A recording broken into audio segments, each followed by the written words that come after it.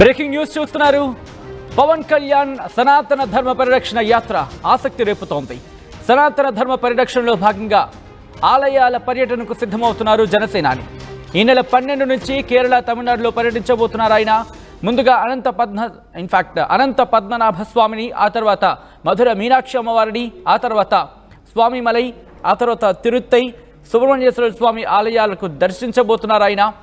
తమిళనాడులో పవన్ పర్యటన రాజకీయ దుమారం రేపే అవకాశం ఉంది. తమిళనాడులో పాగా వేయాలనే లక్ష్యంతో భారతీయ జనతా పార్టీ పావులు కదుపుతోంది. 4 రోజుల పాటు కేరళ, తమిళనాడులో ఆలయాలను సందర్శించబోతున్నారు ఆంధ్రప్రదేశ్ డిప్యూటీ ముఖ్యమంత్రి పవన్ కళ్యాణ్. ఆ తర్వాత కర్ణాటక, తెలంగాణలోనూ పవన్ ఆలయాల సందర్శన ఉండబోతోంది. ఈ నేపథ్యంలోనే పవన్ కళ్యాణ్కి సంబంధించి ఆసక్తికర చర్చ జరుగుతోంది.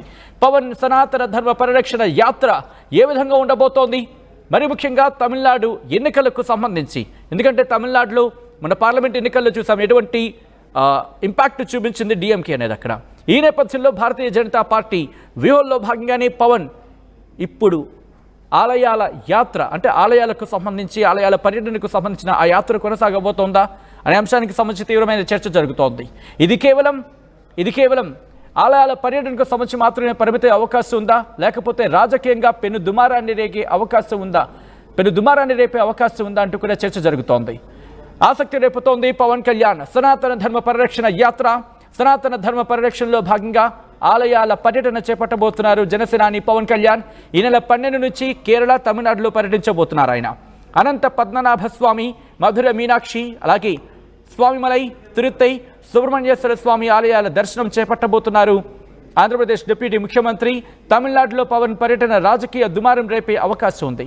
తమిళనాడులో పాగా వేయాలనే లక్ష్యంతో భారతీయ జనతా పార్టీ పావులు కదుపుతోందా అంటే అవుననే మాట వినిపిస్తోంది. 4 రోజుల పాటు కేరళ, తమిళనాడులో ఆలయాల సందర్శన చేపట్టబోతున్నారు పవన్ కళ్యాణ్. ఆ తర్వాత కర్ణాటక, తెలంగాణలోనూ పవన్ ఆలయాల సందర్శన చేసే అవకాశం ఉంది అంటూ కూడా చర్చ జోరందుకుంటోంది. ఆంధ్రప్రదేశ్ డిప్యూటీ ముఖ్యమంత్రి పవన్ కళ్యాణ్ ఇటు టెంపుల్ టూర్కి సంబంధించి, ఆలయాల పర్యటనకు సంబంధించి మరిన్ని అప్డేట్స్ మా ప్రతినిధి రాజేష్ అందిస్తారు.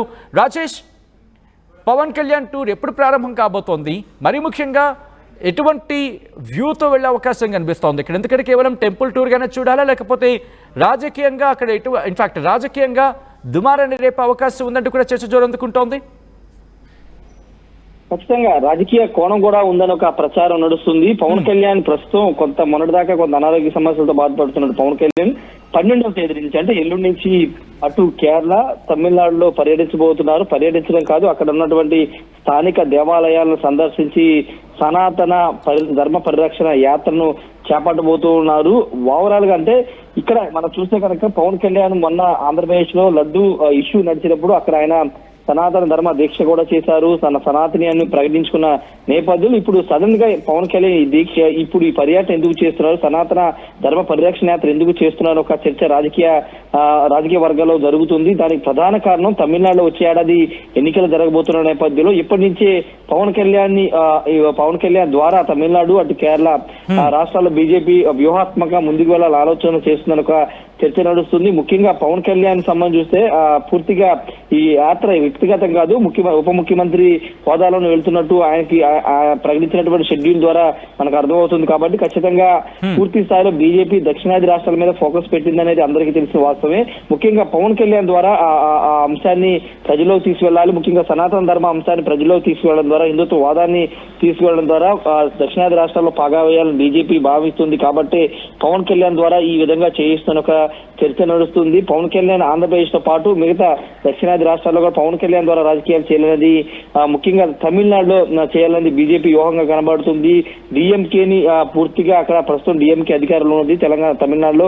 ఫ్యూచర్ లో ఇప్పుడు నటుడు విజయ్ కూడా బీసీకి పార్టీ పెట్టడం ద్వారా పార్టీ పెట్టారు. ఆయన కూడా త్వరలో పాదయాత్ర కూడా చేయబోతున్న నేపథ్యంలో ఇప్పుడు పూర్తిగా హిందుత్వ ఓటు బ్యాంక్ అంతా కూడా రాబట్టుకోవాలని భారతీయ జనతా పార్టీ భావిస్తున్న నేపథ్యంలో ఈ సనాతన ధర్మ పరిరక్షణ యాత్ర చేస్తున్నట్టు తెలుస్తుంది. ముఖ్యంగా 12వ తేదీన ప్రారంభమయ్యేటువంటి సభ కేరళలోని అనంత పద్మనాభ స్వామి దేవాలయం తర్వాత తమిళనాడు 13, 14, 15 వరకు కూడా తమిళనాడులోనే మధుర మీనాక్షి దేవాలయంతో పాటు తిరుత్తై, అదేవిధంగా తంజావూరు స్వామిమల ఈ ప్రాంతాల్లో పర్యటించి అక్కడ దేవాలయాన్ని సందర్శించబోతున్నారు. అక్కడ ఉన్నటువంటి ఆ దేవాలయ విశిష్టతను కూడా తెలుసుకుని ప్రజలకు వివరించాలని పవన్ కళ్యాణ్ భావిస్తున్నట్టు తెలుస్తుంది. అందులో భాగంగా ఈ యాత్ర అయితే చేపడుతున్నారు. ప్రస్తుతానికైతే అంటే ఇది కేవలం డిప్యూటీ ముఖ్యమంత్రి పవన్ కళ్యాణ్ ఆయన ఒక్కడే వెళ్ళబోతున్నారా, లేకపోతే పార్టీ నుంచి ఇంకెవరైనా వెళ్ళే అవకాశం ఉందా, లేకపోతే అక్కడ భారతీయ జనతా పార్టీకి సంబంధించిన కీలక నేతలు ఎవరైనా ఈ యాత్రలో లేకపోతే ఈ పర్యటనలో పాలుపంచుకునే అవకాశం కనిపిస్తుందా? అంటే ఈ యాత్రలో కేవలం పవన్ కళ్యాణ్ పాల్గొనబోతున్నారు. మిగతా జనసేన పార్టీ నేతలు పాల్గొనే అవకాశం లేదు. వీరికి రెండో అంశం ఏంటంటే ఖచ్చితంగా స్థానికంగా ఉన్నటువంటి బీజేపీ కర్ణాటక బీజేపీ నేతలు కానీ లేకపోతే తమిళనాడులో బీజేపీ నేతలు ఖచ్చితంగా పాల్గొనే అవకాశం కనబడదు. ఎందుకంటే పవన్ కళ్యాణ్ ఆల్రెడీ బీజేపీ కూటమిలో ఉన్నారు, ఎన్డీఏ కూటమిలో ఆయన ఉన్నారు కాబట్టి అక్కడ ఉన్నటువంటి స్థానిక బీజేపీ నేతలు ఆయనకి మద్దతుగా వచ్చే అవకాశం కనబడుతుంది. ఆయన వెంట ఉండే అవకాశం కనబడుతుంది. ఇక్కడ ఆంధ్రప్రదేశ్ నుంచి జనసేన నేతలు ఎవరు వెళ్లే అవకాశం లేదు. ఎందుకంటే కేవలం సనాతన ధర్మ పరిరక్షణ యాత్ర పవన్ కళ్యాణ్ చేస్తున్నారు. మిగతా నాదెండ్ల మనోహర్ గానీ ఇతర మంత్రులు కానీ లేకపోతే ఎమ్మెల్యేలందరూ కూడా ఇక్కడ ఆంధ్రప్రదేశ్ లో ఉంటారని తెలుస్తుంది. పవన్ కళ్యాణ్ మాత్రమే ఈ యాత్ర చేపట్టబోతూ ఉన్నారు. ఈ యాత్ర తర్వాత పవన్ కళ్యాణ్ పూర్తి స్థాయి దీని మీద ఒక వివరణతో ప్రెస్ మీట్ కూడా నిర్వహించే అవకాశం అయితే కనబడుతుంది. ఎందుకు యాత్ర చేయాల్సి వస్తుంది ఏంటంటే రాజేష్ మనం చూసాం తమిళనాడులో ఎంటర్ అయితే కనుక రాజకీయ ప్రకంపనలు రేగే అవకాశం క్లియర్ కట్ గా కనిపిస్తుందని చెప్పుకోవాలి. ఎందుకంటే గతంలో ఉదయనిధి స్టాలిన్ చేసిన కామెంట్లు కావచ్చు, దానికి పవన్ కళ్యాణ్ ఇచ్చిన కౌంటర్లు కావచ్చు, ఇవన్నీ మనం చూసాం. సో ఈ నేపథ్యంలో ఒకవేళ ఆయన కనుక అక్కడ పర్యటనకు వెళ్ళే నేపథ్యంలో అక్కడ డిఎంకే శ్రేణుల నుంచి కాస్త ఈ అంశానికి సంబంధించి గతంలో చేసిన వ్యాఖ్యలకు సంబంధించి కూడా ఒక వ్యతిరేకతలు ఒక నిరసన వ్యక్తమయ్యే అవకాశం ఉంటుంది. సో దీనికి సంబంధించిన చర్చ జరుగుతోందా? సో ఒకవేళ అటువంటి పరిణామాలు ఎదురైతే ఎటువంటి వ్యూహంతో వెళ్ళాలనుకుంటున్నారు పవన్ కళ్యాణ్?